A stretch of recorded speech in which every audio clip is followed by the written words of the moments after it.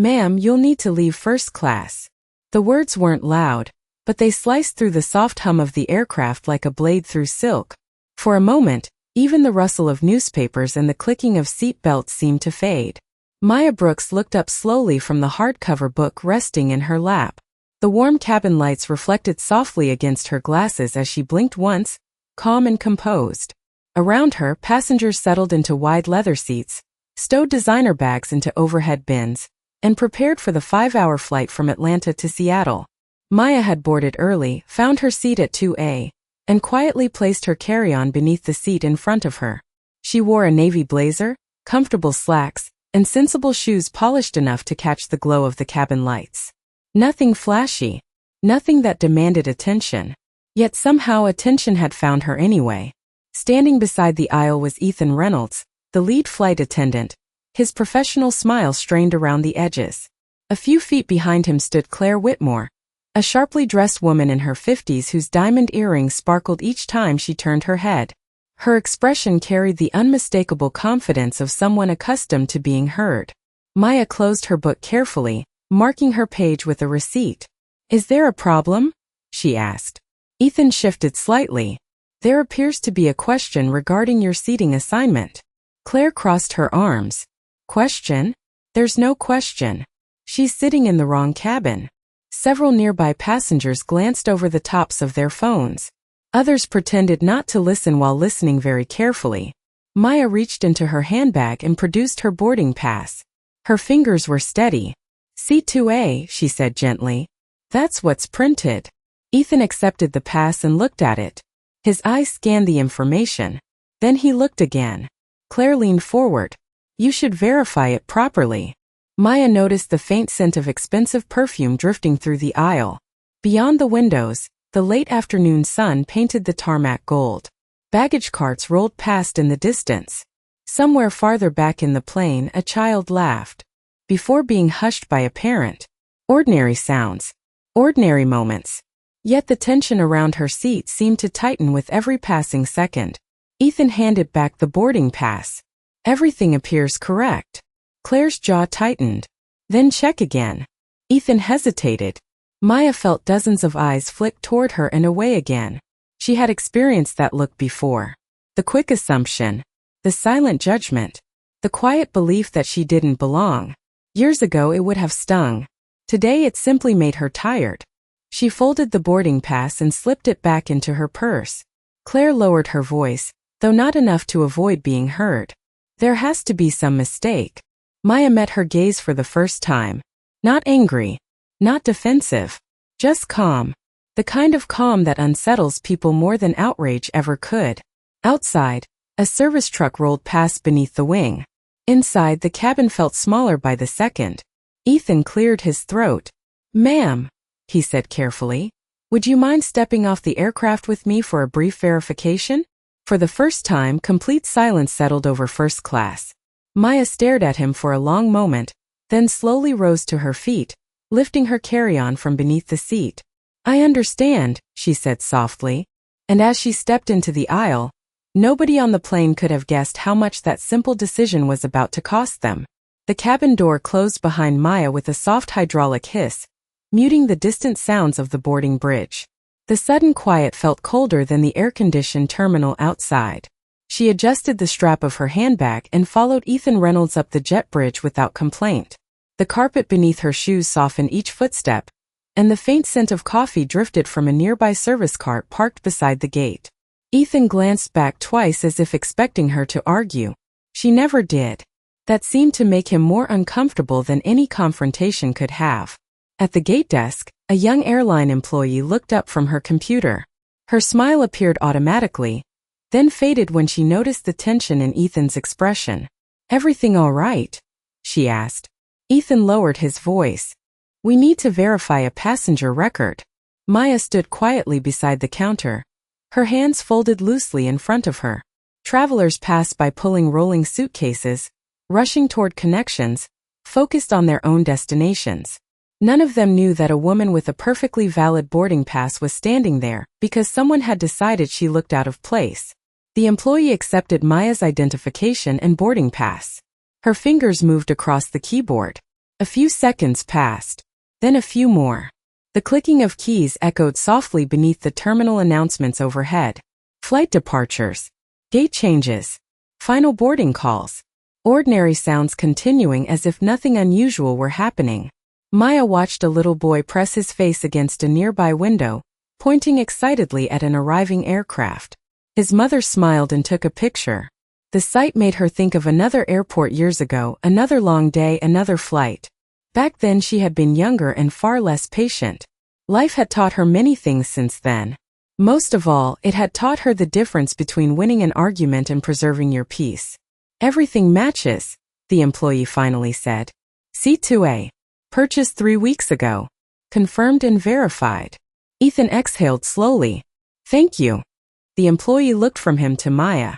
Confusion flickered across her face. Was there another issue? Ethan did not answer immediately. Maya spared him the embarrassment.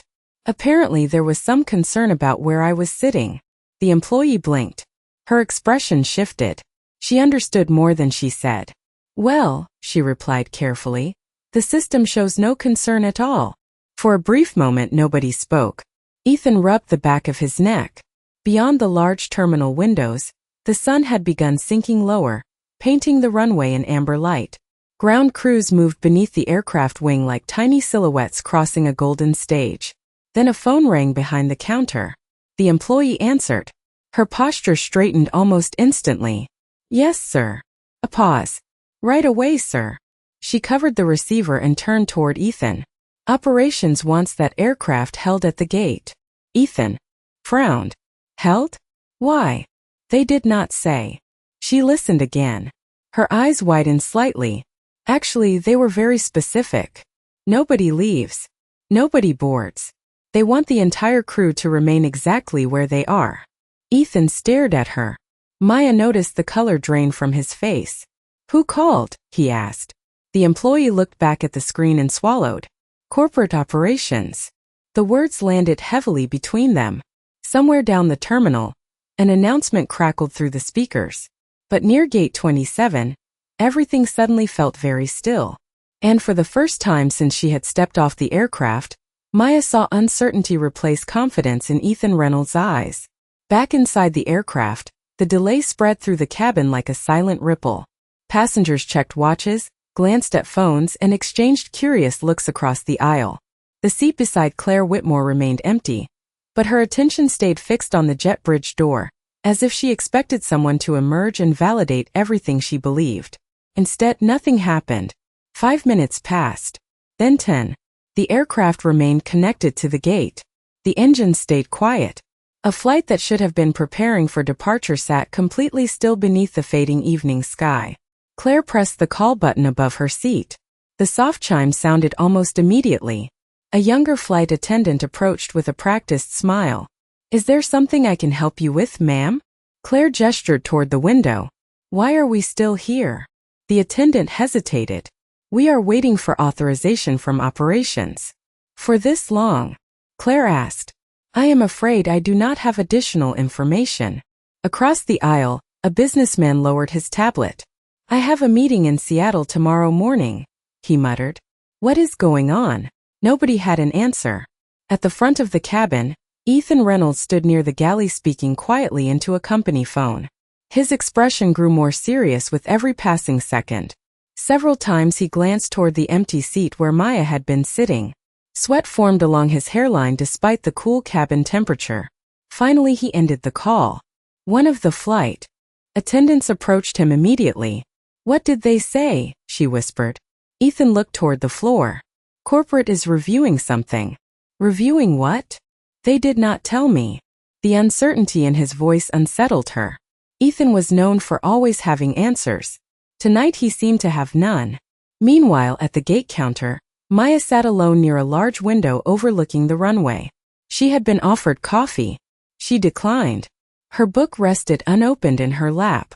Outside, the western horizon glowed orange and gold beneath scattered clouds.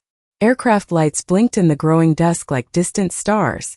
A maintenance truck crossed the tarmac below. Everything appeared normal. Yet nothing felt normal anymore. Nearby, the airline employee who had verified her boarding pass kept stealing nervous glances in Maya's direction. Finally she approached. "Ms. Brooks." Maya looked up. "Yes. I just wanted to say I am sorry for the inconvenience." Maya offered a gentle smile. "Thank you." The employee shifted awkwardly. Most people would be very upset.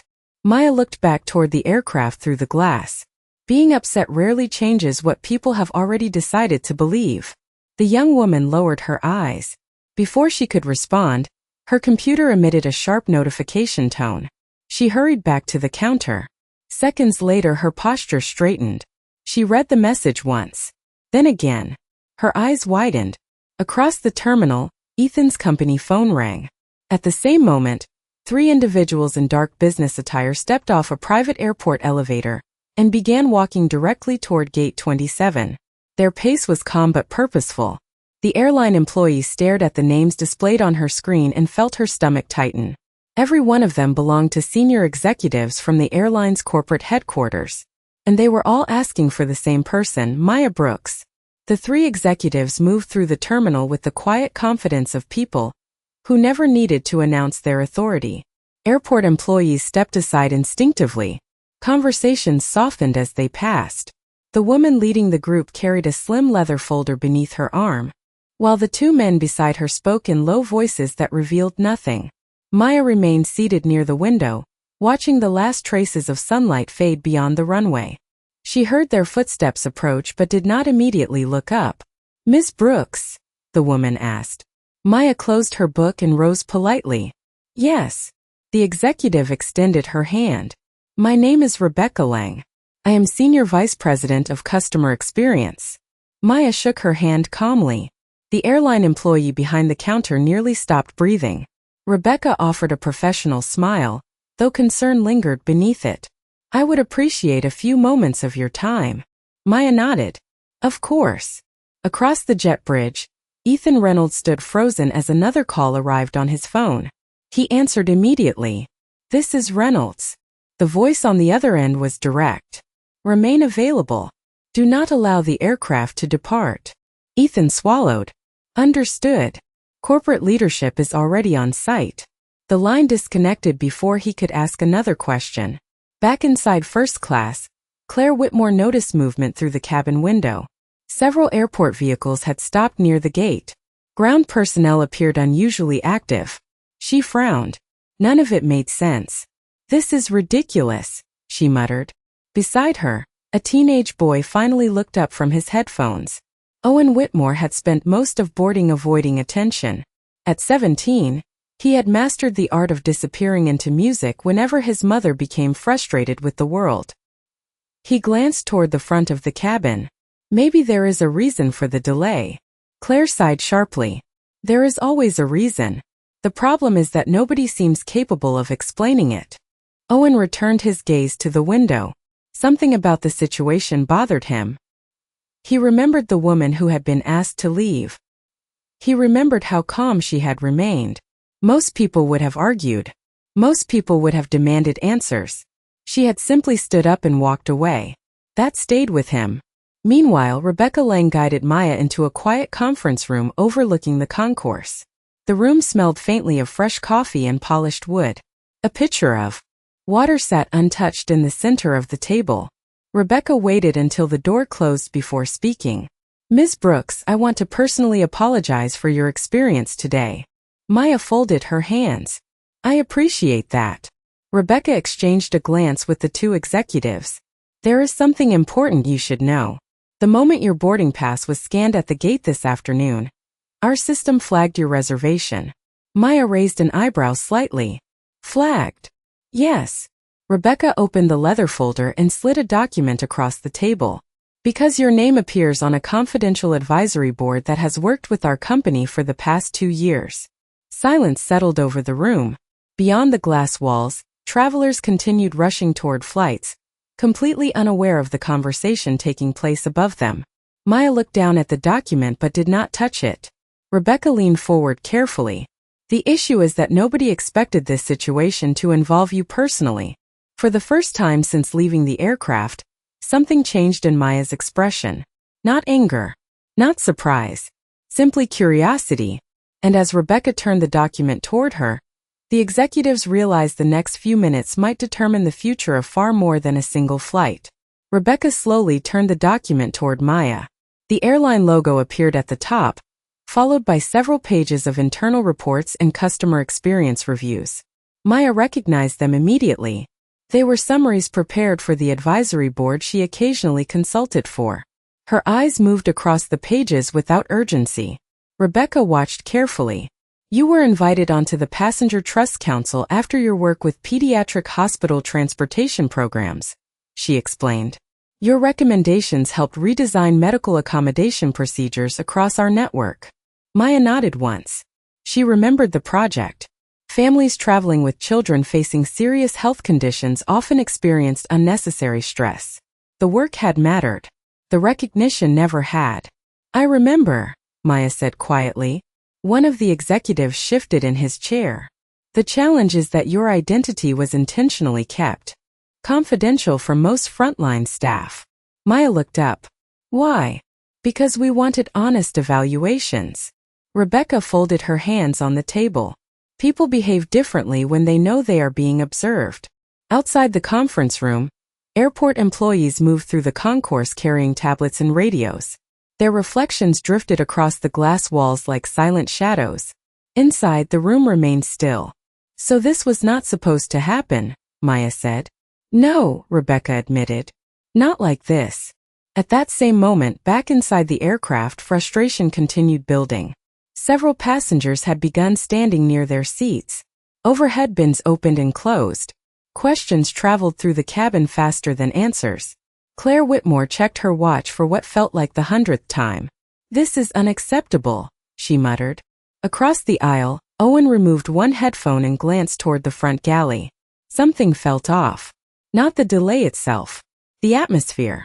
Flight attendants spoke in hushed voices. Nobody seemed relaxed anymore. One attendant nearly dropped a stack of beverage cups while glancing at her phone. Mom, Owen said. Claire looked up. What? Maybe we should just wait. Wait for what? She asked sharply. Owen hesitated. I do not know. It just feels like there is more going on than we think. Claire looked away toward the window. She had spent years trusting her instincts. Tonight those instincts still insisted something about Maya Brooks did not fit. Yet the longer the delay lasted, the less certain she felt. Back in the conference room, Rebecca opened another folder. This one was thicker. Several colored tabs marked different sections. There is something else, she said carefully. Maya remained silent. Your name appeared in our system because you were upgraded months ago under a standing executive authorization. Maya blinked. Executive authorization? Yes. Rebecca slid a photograph across the table. Maya immediately recognized the smiling face in the picture. Dr. Alan Whitaker, founder of one of the largest children's medical foundations in the country, a man she had worked beside for years. Alan? Maya asked. Rebecca nodded. He serves on our board of directors. For the first time, genuine surprise touched Maya's expression. Rebecca smiled faintly. Apparently he insisted that whenever you traveled for foundation work, you were never to be seated anywhere except first class. Maya looked down at the photograph and shook her head softly. That sounded exactly like Alan. Thoughtful. Stubborn. Quietly generous. Then Rebecca's phone vibrated. The room fell silent. She glanced at the screen. Her expression changed instantly. Excuse me. She answered the call. Nobody spoke while she listened. After several seconds, she lowered the phone slowly. There has been a medical situation on the aircraft. The words settled heavily across the room. Is someone hurt? Maya asked. Rebecca stood. We do not know yet. Another executive was already gathering documents. Airport paramedics are being notified. Maya rose from her chair. Through the conference room window, she could see movement accelerating near gate 27. Employees were suddenly running instead of walking. Radios crackled. Doors opened. And somewhere beyond the glass, a quiet evening flight had just become something entirely different. The atmosphere inside the aircraft changed before anyone explained why. Passengers felt it in the hurried footsteps moving through the aisle, in the strained expressions of the crew, and in the sudden disappearance of casual conversation. Owen Whitmore sat forward in his seat and pressed a hand lightly against his chest. At first it seemed insignificant. A small discomfort. The kind of sensation most people ignore. He shifted his shoulders and took a slow breath. The feeling remained. Across from him, Claire continued checking her phone, unaware of the tension slowly building in her son's face. Outside the cabin windows, twilight settled over the airport. Blue lights blinked along the taxiways while distant aircraft lifted into the darkening sky. Inside, Owen felt another wave of pressure. Not pain exactly, just an uncomfortable tightness that made each breath feel slightly shallower than the last. He removed his headphones completely. "Mom." Claire glanced up. "What is it?" "I do not feel great." Her expression softened immediately. "Motion sickness?" Owen shook his head. "I do not think so." He loosened his collar. The cool cabin air suddenly felt warmer than before. Claire reached out and touched his forehead. "You do not feel hot." Owen nodded, trying to dismiss it. "Maybe I am just tired." But as he spoke, another breath caught halfway. Subtle, brief, yet enough to make him pause. Claire noticed. "Owen." Before he could answer, a flight attendant approached carrying bottled water. One look at Owen's face made her stop. "Sir, are you feeling all right?" Owen attempted a smile. "Probably." The flight attendant knelt slightly beside the seat. Years of experience had taught her to trust what passengers did not say. "Can I get you anything?" Owen reached for the water bottle she offered. His hand trembled almost imperceptibly. The attendant noticed. So did Claire. A knot formed in her stomach. Nearby passengers began looking over. Nothing dramatic had happened. No emergency announcement. No sudden collapse. Just a quiet sense that something was wrong. The kind of feeling that spreads through a confined space faster than words. Up front, Ethan Reynolds received another call. His attention remained divided between corporate instructions and the growing concern inside the cabin. Then a flight attendant hurried toward him. "Ethan." He turned immediately. "What is it?" "Passenger in first class. 17-year-old male. Shortness of breath. Dizziness." Ethan's expression tightened. "Any medical history?" "Mother says no." Ethan looked toward the cabin. His pulse quickened. The aircraft still had not departed. Emergency services were available if needed. Yet every passing minute seemed to complicate an already impossible evening. Back at the gate conference room, Rebecca Lang was receiving the same update through her radio. Maya listened quietly. "How serious?" she asked. Rebecca shook her head. "We do not know." Maya stared through the glass toward the aircraft parked beneath the floodlights. Something about the report unsettled her. Not because a passenger felt unwell. That happened every day. It was the description, the age, the symptoms, pieces of information, drifting together without explanation. Meanwhile, Owen leaned back against his seat. The pressure in his chest came and went like distant waves. Claire held his hand now, her earlier confidence replaced by concern. Around them, first class had grown unusually quiet. People stopped checking phones, stopped complaining about delays, stopped asking when the plane would leave. And for reasons nobody could fully explain, every eye in the cabin seemed drawn toward the frightened mother, and the teenage boy struggling to understand why breathing suddenly felt harder than it should. The captain's voice finally came over the cabin speakers, calm but noticeably more measured than before. "Ladies and gentlemen, we appreciate your patience. We are currently addressing a situation involving a passenger, and will remain at the gate until further notice." The announcement ended, leaving behind a silence that felt heavier than any explanation. Claire tightened her grip on Owen's hand. His breathing had not become dramatic, but it was no longer normal. Each inhale seemed to require more concentration than the one before. "Mom, I am okay," he said softly, though his voice lacked conviction. Claire forced a smile she did not feel. "Of course you are." But fear had already begun creeping into the edges of her thoughts. Across the aisle, a businessman quietly closed his laptop. A woman near the window lowered the magazine she had been pretending to read. The entire first-class cabin seemed suspended in uncertainty. Ethan Reynolds arrived beside Owen's seat with another flight attendant carrying a medical kit. "How are you feeling, son?" Ethan asked. Owen shrugged weakly. "A little lightheaded." The flight attendant checked basic vitals while Claire watched every movement. "Has this happened before?" Ethan asked. Claire shook her head immediately. "Never." Owen hesitated. "Maybe once or twice during basketball practice." Claire turned toward him. "You never told me that." "It went away," he replied. The answer did not comfort her. The flight attendant exchanged a brief glance with Ethan. Neither liked what they were hearing. Meanwhile, inside the conference room, Rebecca Lang listened.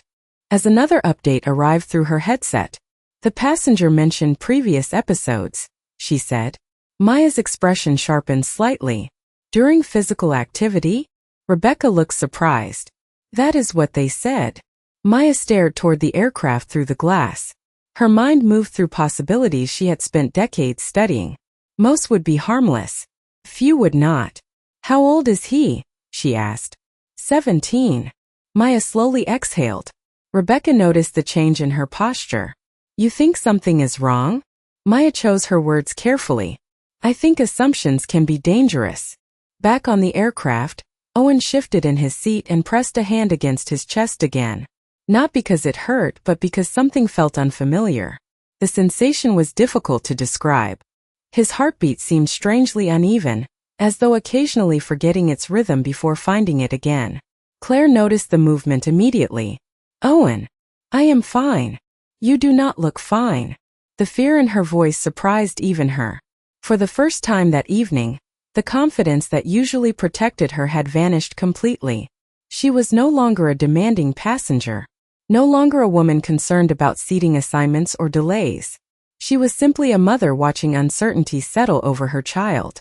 Up front, Ethan received a new message on his company tablet. He read it once, then again. His eyes widened. The message contained only a few words. "Corporate authorization granted. Return passenger Maya Brooks to aircraft immediately."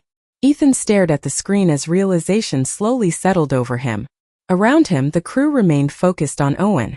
None of them knew that the woman who had quietly walked off the plane less than an hour earlier was already on her way back. And none of them could have guessed how important her return was about to become. The jet bridge felt strangely quiet as Maya walked beside Rebecca Lang toward the aircraft. The terminal lights reflected against the polished floor, creating long ribbons of gold and silver beneath their feet. Neither woman spoke much. There was no need. The urgency around them said enough. Airport employees stepped aside as they approached the gate. Several recognized Maya now. The expressions were different from before. Curious, respectful, slightly stunned. At the aircraft door, Ethan Reynolds stood waiting. His uniform remained perfectly pressed, but the confidence he had worn earlier was gone. For a moment he simply looked at Maya. Then he lowered his eyes. "Miss Brooks," he said quietly, "I owe you an apology." Maya studied him for a second before offering a small nod. "Right now, I think there are more important things to focus on." Ethan swallowed hard. "Yes, ma'am." Together they stepped into the cabin. The change was immediate. Conversations stopped. Heads turned. Even passengers who had not been paying attention earlier now recognized her. The woman who had been asked to leave was returning. This time nobody questioned why. Claire Whitmore looked up from her son's side and froze. Her face lost color. Owen sat leaning against the seat, breathing carefully. He noticed Maya before his mother did. "That is her," he said softly. Claire said nothing. Maya approached slowly, not as someone seeking vindication but as someone responding to concern. "How are you feeling?" she asked Owen. The teenager managed a faint smile. "I have felt better." Maya crouched beside the seat, her voice calm and steady. "Can you tell me exactly what you are experiencing?" Owen described the pressure in his chest, the lightheadedness, and the occasional feeling that his heartbeat seemed to skip. Maya listened without interrupting. Around them, the cabin remained silent except for the distant hum of ventilation systems. Claire watched every expression that crossed Maya's face. Every tiny reaction, searching for answers. "Have you ever fainted?" Maya asked. "No, any episodes during sports?" Owen hesitated.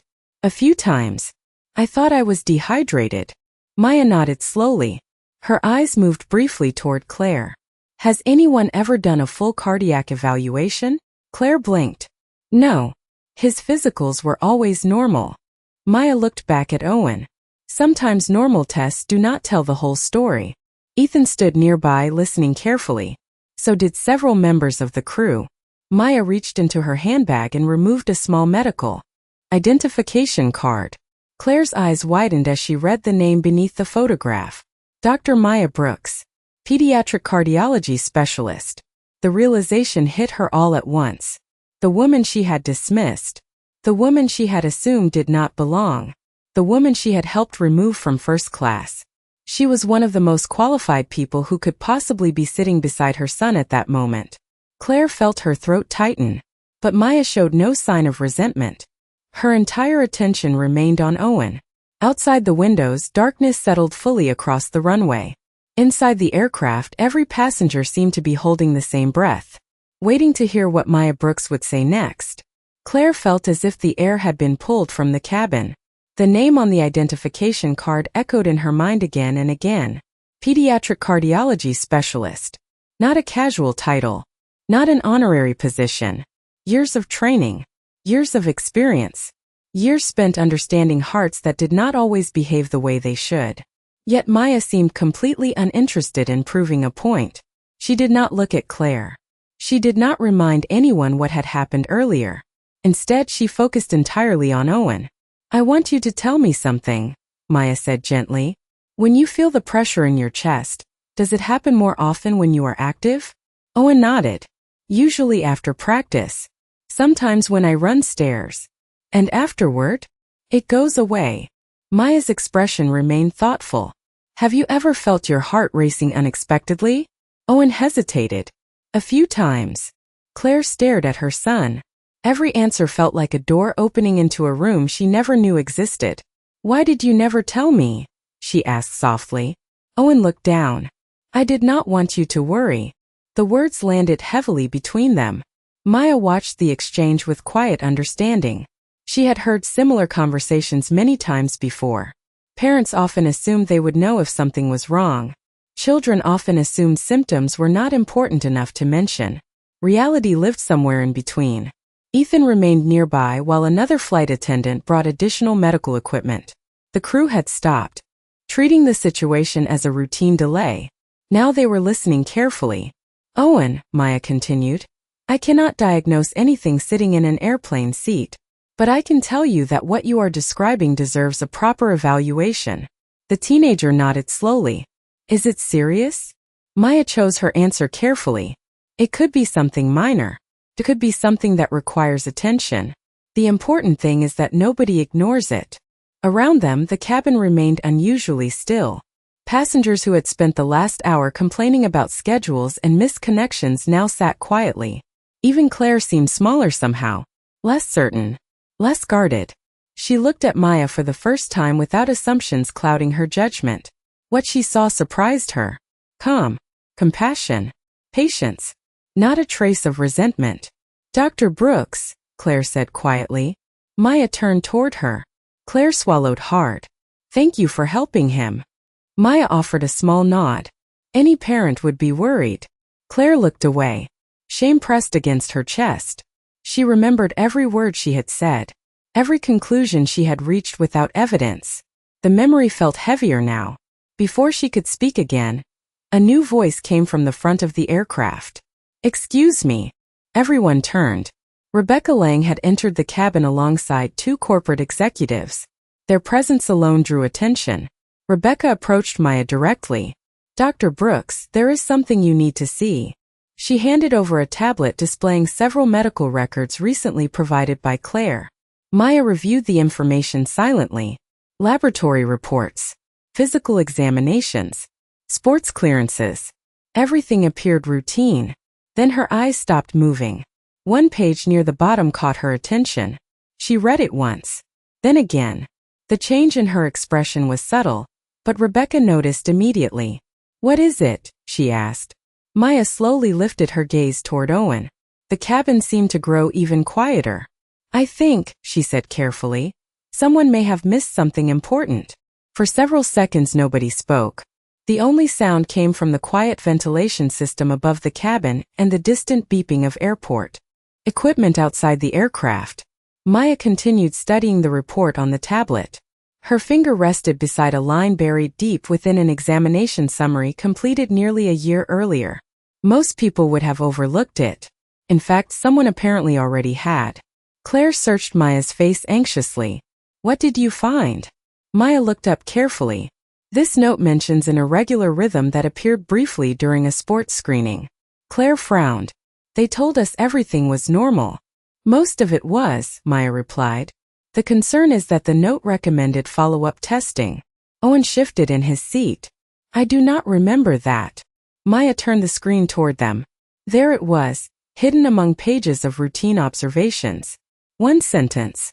One recommendation. Easy to miss. Easy to dismiss. Claire stared at the words as if they had appeared from nowhere. Nobody ever called us. Maya nodded slowly. That may be true. But the recommendation existed. The realization settled heavily over Claire. She thought about every basketball game, every practice, every long drive home after school. All the moments she believed her son was healthy and safe. The possibility that something had been overlooked made her stomach tighten. Rebecca Lang leaned forward. Dr. Brooks, are you saying this could be connected? Maya chose her words carefully. I am saying that recurring symptoms should never be ignored, especially when there is documented evidence suggesting additional evaluation. Owen watched her closely. Am I in danger? The question seemed much older than 17 years. Maya's expression softened. Right now you are stable. That is what matters. But I would not be comfortable allowing this situation to go unexamined. Ethan Reynolds stood quietly near the galley entrance. He had spent most of his career solving customer complaints, handling delays, and managing difficult situations. Tonight he felt strangely powerless. The woman he had escorted off the aircraft was now guiding everyone else through the most important conversation taking place on board. A paramedic team had already arrived at the gate below, waiting for instructions. Maya glanced toward the aircraft door. I would recommend a full cardiac assessment before this flight departs.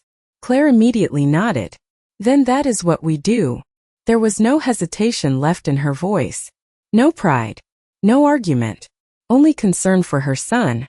Owen looked embarrassed by the attention but offered a small smile. I guess missing one flight is not the end of the world. Maya smiled back. Trust me. There are much worse things than a delayed flight. Several nearby passengers quietly exhaled, as though tension they had been carrying for the last hour had finally begun to loosen. Yet Maya remained thoughtful. Something about the report still bothered her. The symptoms, the timing, the overlooked recommendation, pieces that almost fit together but not completely. She looked once more at the tablet and noticed another detail near the bottom of the page. Her eyes narrowed slightly. Rebecca saw it immediately. What is it now? Maya read the line again before answering. Then she slowly lifted her gaze toward Owen. There is another test result here, she said softly. And if I am reading this correctly, it changes everything. The cabin remained so quiet that even the soft glow of reading lights seemed louder than before. Maya studied the tablet one final time before setting it gently on the empty seat beside her. Claire's hands were clasped together so tightly that her knuckles had turned pale. Owen watched both women trying to read their expressions. Please, Claire said softly, tell me what you found. Maya nodded. This test was performed after one of Owen's sports physicals. Her finger touched a line near the bottom of the report. The results were not alarming by themselves. That is probably why they did not trigger immediate action. But combined with the symptoms he has described tonight, they suggest a pattern. Owen shifted slightly. What kind of pattern? Maya met his eyes. One that deserves attention from a specialist as soon as possible. Claire exhaled shakily. You think there is a heart condition? Maya answered carefully. I think there may be an underlying electrical issue affecting the way the heart maintains rhythm under physical stress. Several crew members exchanged glances. The words sounded technical, but the concern behind them was unmistakable. Can it be treated? Claire asked immediately. In many cases, yes, Maya replied. The reason I am concerned is not because of what is happening tonight. It is because these symptoms have apparently been happening for a while. Owen lowered his gaze. He remembered practices where he felt unusually exhausted.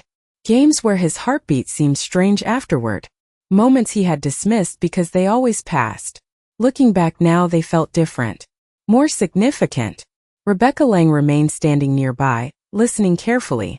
Even the corporate executives who had arrived earlier appeared completely absorbed in the conversation. The evening had become about something far bigger than airline procedures. Maya turned toward Owen again. "You did nothing wrong." The teenager looked up. "Really? Really? Most people your age would have assumed the same thing.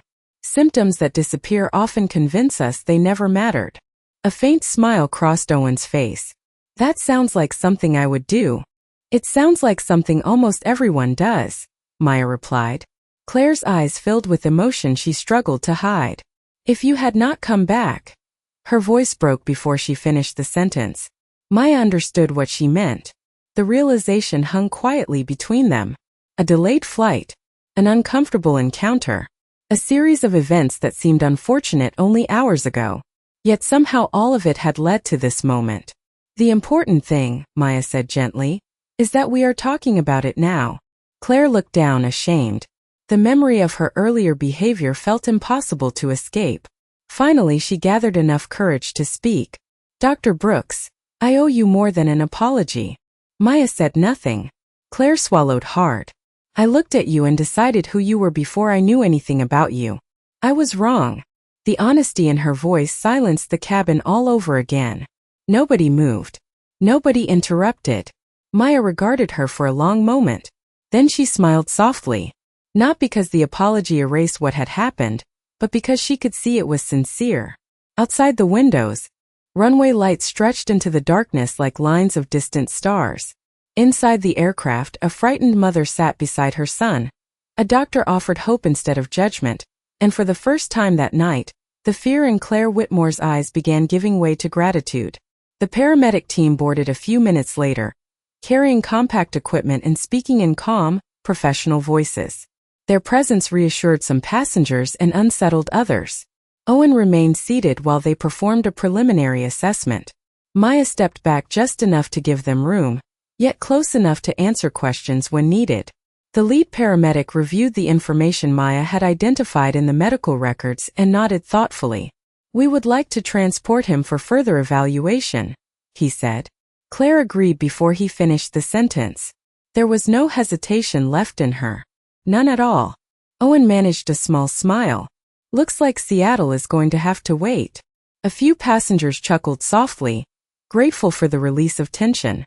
The young man's humor seemed to brighten the atmosphere in a way nobody expected. Maya smiled too. "Seattle will still be there tomorrow." Owen looked at her. "You really think everything is going to be okay?" Maya considered the question carefully. "I think you have something many people never get." "What is that?" "A warning before a problem becomes something bigger." Owen nodded slowly. The answer stayed with him. Nearby, Ethan Reynolds stood silently watching the scene unfold. The weight of the evening rested heavily on his shoulders. Eventually he stepped forward. "Dr. Brooks." Maya turned toward him. Ethan took a breath. "I want to apologize personally." The cabin became quiet again. "I allowed assumptions to influence my judgment. I should have done better." Maya studied him for a moment. She could see genuine regret in his eyes. Not fear for his job. Not concern about consequences. Regret. "Then do better next time," she said gently. Ethan lowered his head. "I will." The simplicity of the response seemed to affect him more than any lecture could have. Rebecca Lang watched from the front of the cabin. She knew corporate investigations would follow. Reports would be written. Procedures would be reviewed. But at that moment, none of those things felt as important as what was happening between the people in front of her. Claire slowly rose from her seat and faced Maya. Tears shimmered in her eyes. "I spent years telling my son not to judge people," she said quietly. "And today I forgot my own lesson." Nobody interrupted. "You showed more kindness to us than we deserved." Maya shook her head softly. "Kindness is not something people earn. It is something people choose." The words settled over the cabin like a blanket. Several passengers looked away, suddenly thoughtful. Others sat completely still. Claire's shoulders trembled slightly as she nodded. She understood. For the first time all evening, she truly understood. The paramedics prepared to escort Owen off the aircraft. Before standing, he extended his hand toward Maya. She took it warmly. "Thank you, Dr. Brooks." "Take care of yourself," she replied. "And listen to your doctors."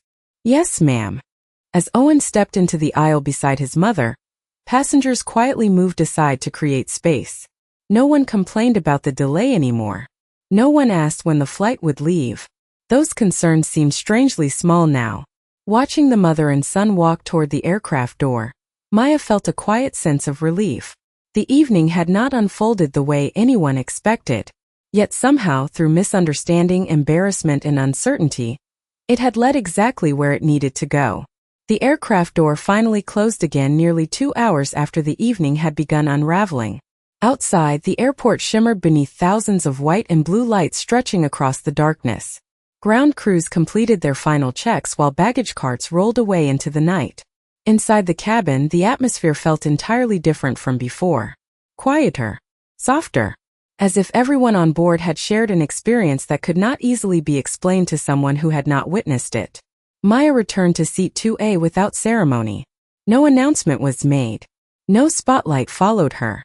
She simply settled into her seat, placed her book on her lap, and gazed out the window. The leather felt cool against her shoulders. For the first time all evening, she allowed herself a slow breath. Across the cabin, passengers occasionally glanced in her direction.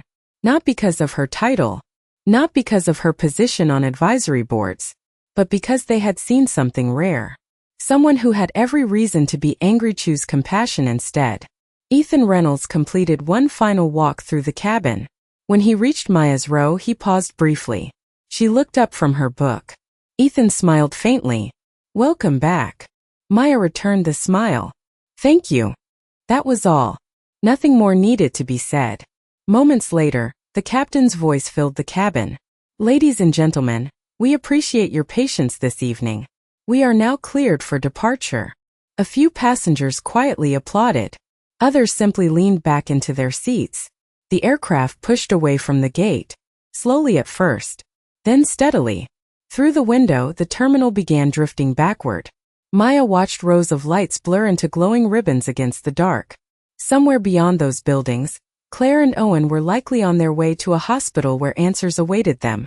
The thought brought her peace. The aircraft turned toward the runway. Engines gathered strength beneath the wings. A low vibration traveled through the cabin floor. Passengers secured seatbelts. Window shades remained open. Beyond the glass, the runway stretched ahead like a river of light disappearing into the horizon. Then came acceleration. The city lights rushed past. The nose lifted. Gravity shifted gently. Within seconds, the aircraft left the ground behind. Atlanta fell away beneath a blanket of darkness and scattered gold. Maya rested her head against the seat and looked out across the clouds. Moonlight painted silver edges along their tops. They resembled quiet mountains floating in an endless sky. For several minutes, nobody near her spoke. The businessman across the aisle returned to his laptop.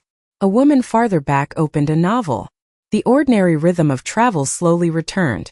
Yet something had changed. Not only for Claire. Not only for Owen. For everyone. Because sometimes a lesson arrives disguised as an inconvenience. Sometimes a delay becomes a warning. Sometimes a stranger becomes exactly the person you need. Maya opened her book but did not immediately begin reading. Her reflection stared back at her from the darkened window. Calm eyes. Tired eyes. Kind eyes. The same eyes that had looked at a frightened teenager and seen a patient instead of a problem. Outside, the clouds glowed softly beneath the moon. Inside, the cabin settled into peaceful silence.